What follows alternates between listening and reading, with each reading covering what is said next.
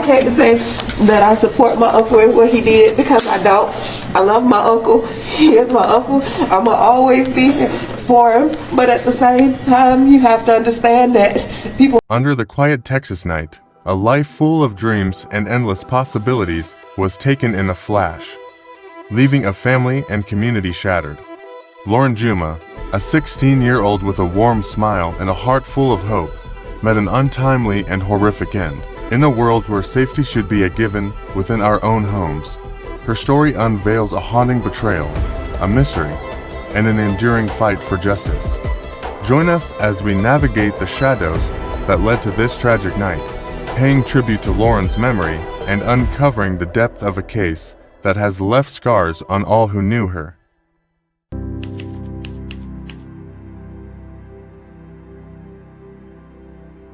The silence of the suburban Texas night was broken only by the occasional hum of distant cars, the sporadic chirp of night creatures, and the quiet murmur of families winding down their day.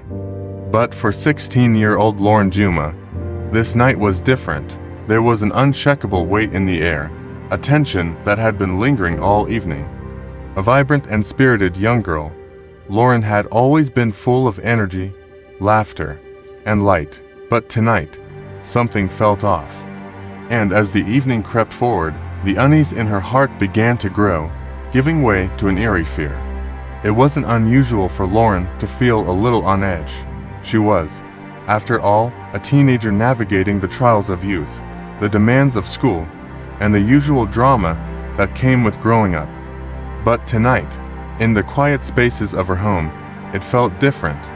She couldn't quite place the source of her discomfort. It was as if the walls themselves were holding secrets, whispering warnings she could barely understand. In her mind, a faint voice urged her to stay cautious, to be vigilant. But of what? Lauren had always had a close relationship with her family, a bond that was her anchor in a world that sometimes felt chaotic and unpredictable. Her mother was her rock, her constant support, and though life had its challenges, she knew she had a safe place to come home to. Home was her sanctuary. But on this particular night, her sanctuary had turned into something else.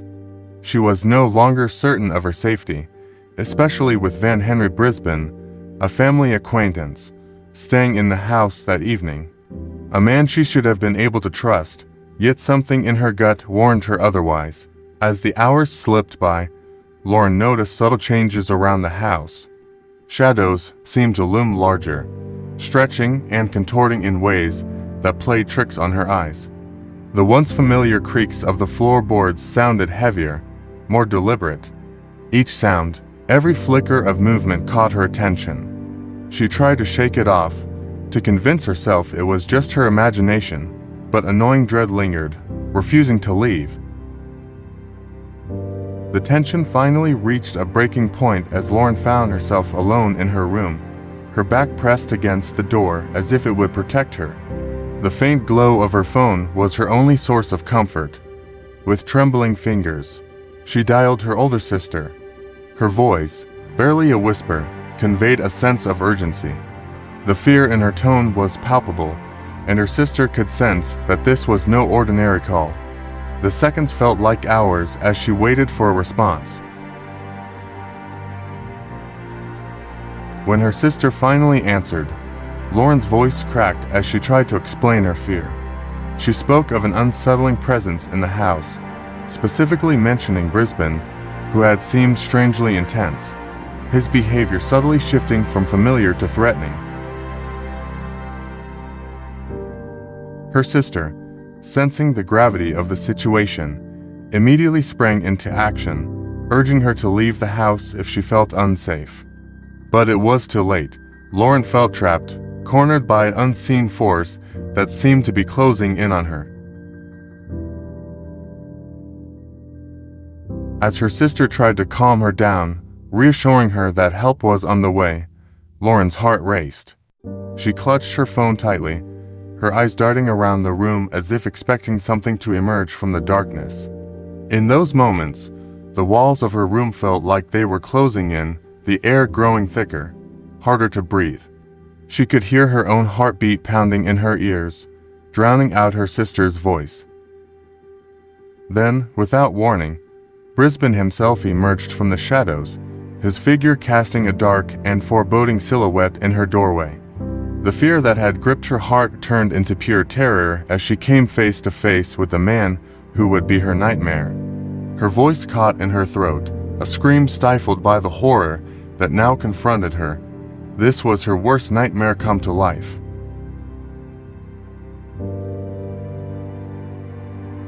Lauren's sister, still on the other end of the call, was helpless, unable to do anything but listen to her sister's muffled cries, her desperate gasps. The line eventually went silent, leaving an ominous void that filled her sister's heart with dread. She knew, deep down, that something unspeakable had just happened. The darkness of the night had claimed Lauren, leaving only echoes of her voice lingering in the silence.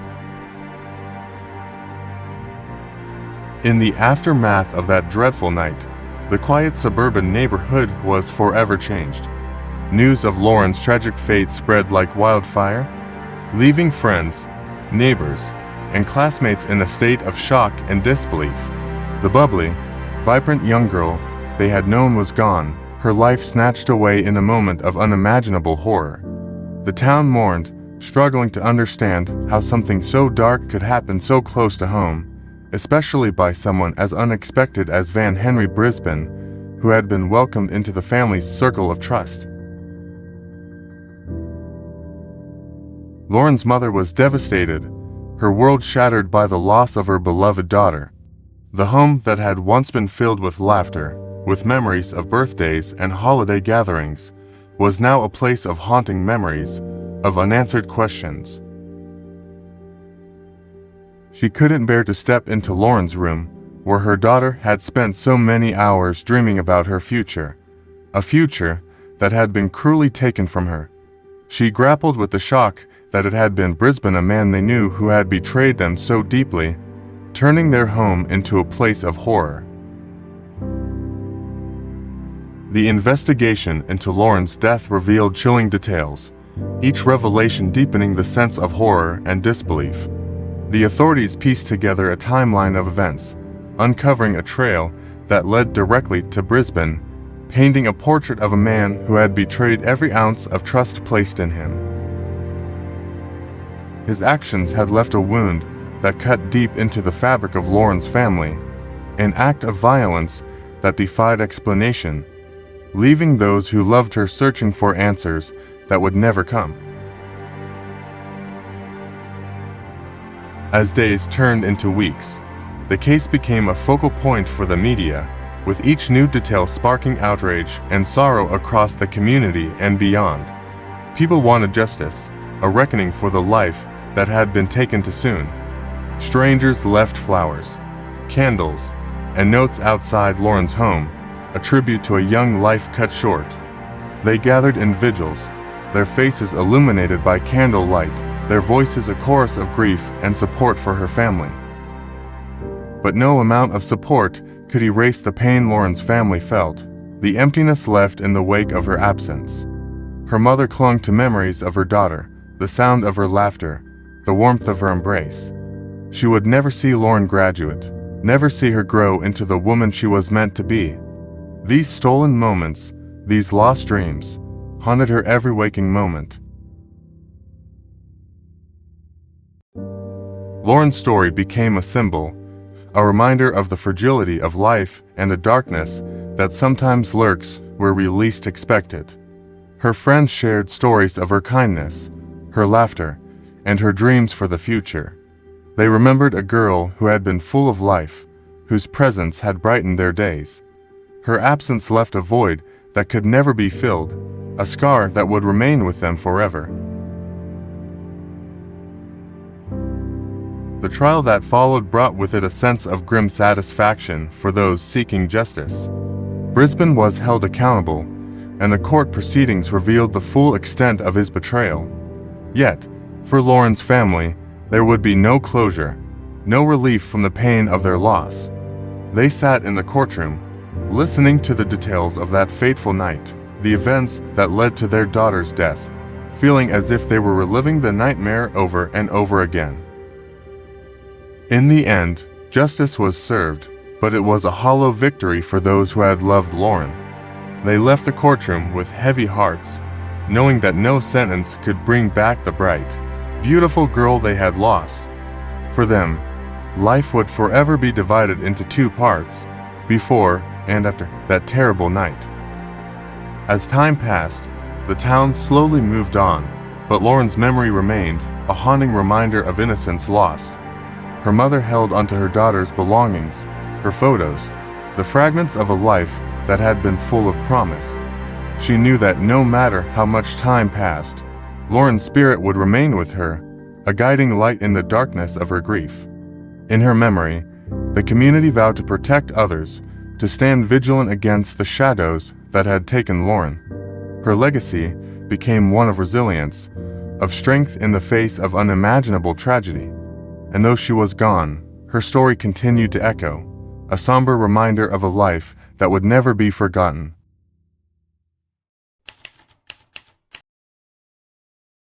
Okay, so tonight, we're going to be looking at one of those cases, you know, the ones like from the suburbs, where everything seems peaceful, but then, well, you know, darkness is kind of hiding underneath. Yeah, those are always the ones that stick with you the most. Right.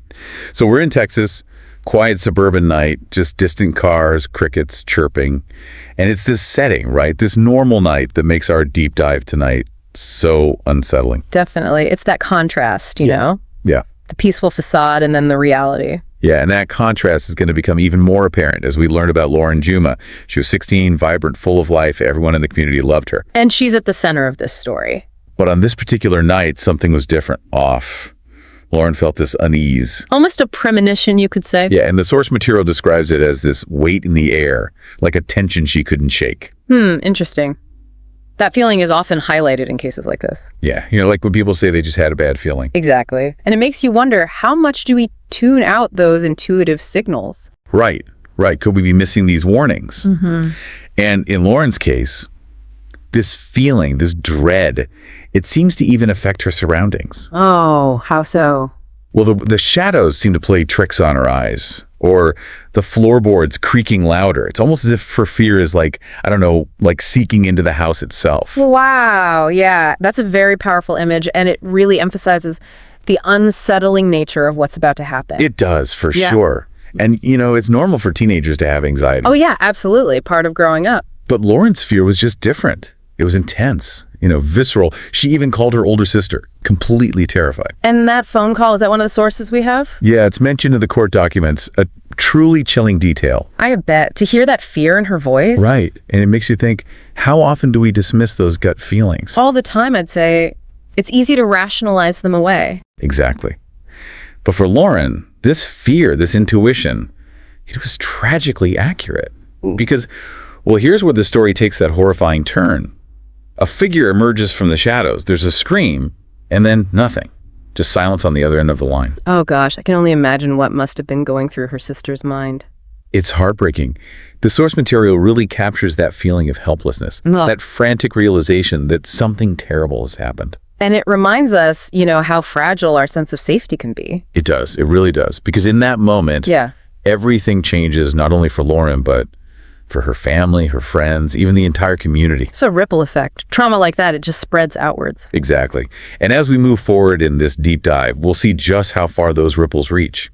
From the immediate shock and disbelief to the long-lasting scars this event left behind. It's a case that really forces us to confront some uncomfortable truths. About the nature of evil, the illusion of safety, and the darkness that can lurk, even in the most unexpected places. I think that's what makes these stories so compelling, so important to unpack. They challenge our assumptions and force us to ask some tough questions. Exactly. And hopefully in doing so, we can learn something, you know, gain some insight that might help us prevent such tragedies from happening again. Absolutely. So let's delve deeper into this case, into the aftermath of this horrible night, and see what lessons we can uncover together. I'm ready when you are. And it's that community, right, that we really need to focus on now, because it's not just Lauren's family who are shattered by this. The entire community is left reeling, trying to grasp what happened.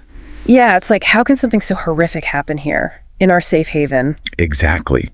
And that sense of security, of trust, it just evaporates. It's a huge blow, not just to individuals, but to the whole social fabric. Absolutely.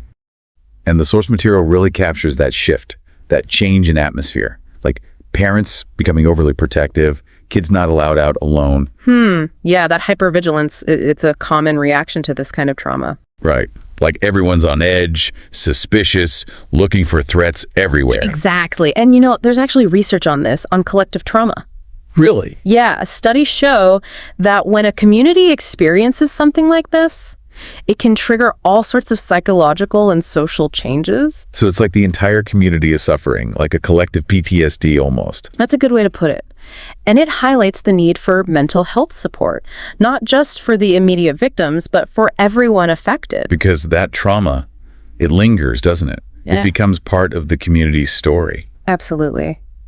And one thing that can often complicate things further is the media. Oh yeah, the media frenzy. Exactly. Right. You know, the headlines, the constant coverage, the speculation. It must be overwhelming for everyone involved. Especially for the family, you know, trying to grieve in the public eye. Right. It's like their pain becomes a spectacle. And that can really hinder the healing process, both for individuals and the community. Yeah, because it keeps the trauma fresh, constantly reminding everyone of what happened.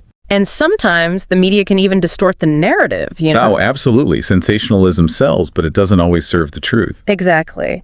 So while media attention is inevitable in these cases, there's a need for sensitivity, for responsible reporting. Because ultimately, the focus should be on justice for Lauren, on healing, on prevention. Right. And speaking of justice, the source material goes into detail about the trial. Yeah, the courtroom becomes the center stage for a while. And it's during the trial that we start to uncover more about the perpetrator. More about their motives, their background, the hows and whys. And it's a difficult process, you know, trying to understand such darkness. Because it forces us to confront the uncomfortable reality that evil doesn't always look like what we expect. Right, we want to believe it's easy to spot that bad people look a certain way. Exactly. But this case, it shatters that illusion. Because here, the perpetrator is someone familiar, someone trusted by the community. And that's what makes it so much harder to grasp, so much more terrifying. Because it means we have to question our judgments, our assumptions about people. And the trial, it becomes this platform not just for justice, but for trying to make sense of it all. Trying to piece together how this could have happened, what went wrong. And while the legal system plays its role, seeking accountability, the source material also acknowledges that true justice, true healing, it goes beyond the courtroom. It does, because for Lauren's family, for those who loved her, no verdict can truly erase their pain, their loss. And that's important to remember that grief is a journey, not a destination. Exactly. And the trial, it's just one step in that journey, one part of a much larger process. And speaking of that process, the source material highlights something really powerful.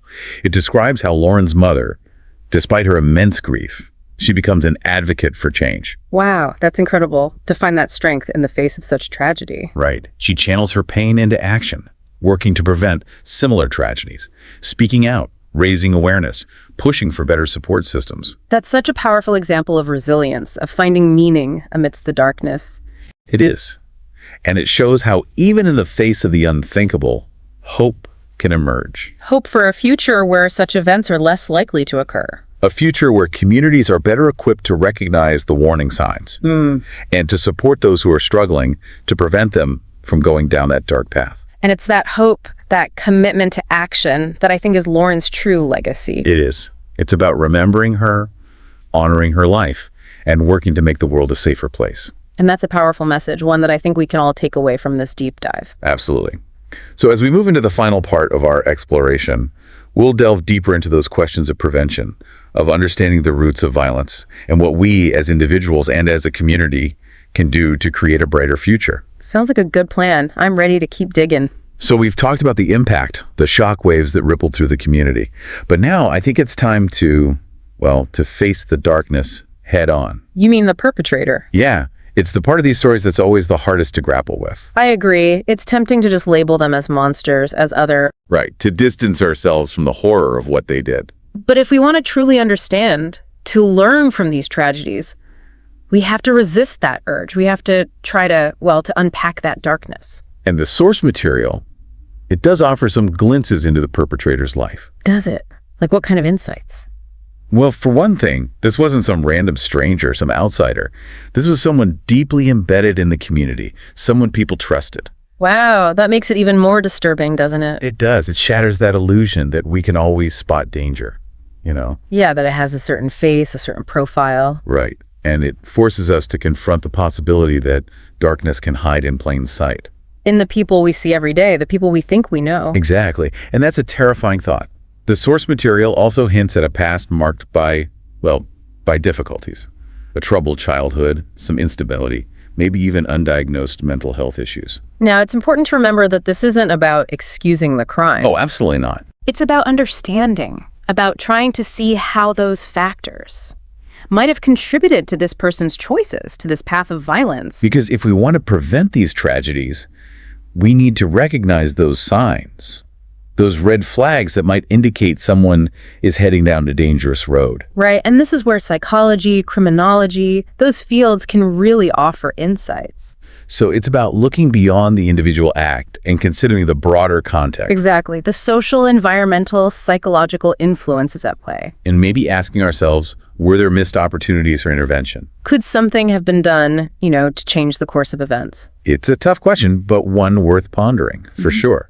Because it challenges us to think about our role as a society in prevention. Right. Are we doing enough to support mental health, to address social isolation, to create communities where people feel safe to seek help, to talk about their struggles? Those are big questions, and there are no easy answers. But I think this case, this deep dive, it highlights the urgency of those questions. It does. It forces us to confront those uncomfortable truths. About the complexity of human behavior, about the darkness that exists within us all. And about the need for compassion, for understanding, for proactive support systems. And I think that's where the hope lies, in that commitment to action. In remembering Lauren not just with grief, but with a determination to create change. To build a world where young lives are protected, where tragedies like this become less likely. It's a heavy responsibility, but one I think we all share, in our own ways. So as we wrap up this deep dive, I want to leave you with a final thought. What will you do differently, knowing what you now know? How will you contribute to making the world a safer, more compassionate place? It starts with awareness, with those difficult conversations, with reaching out. And maybe, just maybe, together we can create a future where stories like Lauren's become less frequent, less tragic, less likely to repeat themselves. I hope so. I really do. It's what we all strive for, isn't it? A world with a little less darkness. It is. And that's a goal worth fighting for, one conversation, one action at a time.